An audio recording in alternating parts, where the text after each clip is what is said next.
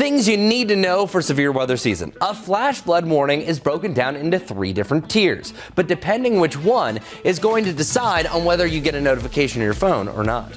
Flash flood warnings are issued when a sudden violent flood happens, broken down to 3 tiers: base, considerable, and catastrophic. A base is issued most often when the danger for flash flooding is possible. A considerable flash flood warning is issued when urgent action is needed to protect lives and property. The worst case scenario, a catastrophic tag upgrades the flash flood warning to a flash flood emergency. In this case, it's extremely rare, where flash flooding is causing severe threat to human life with devastating damage. Your phone will automatically sound for any considerable flash flood warning or flash flood emergency. And there you have it. I'm meteorologist Chris Mulcahy with WCNC Charlotte.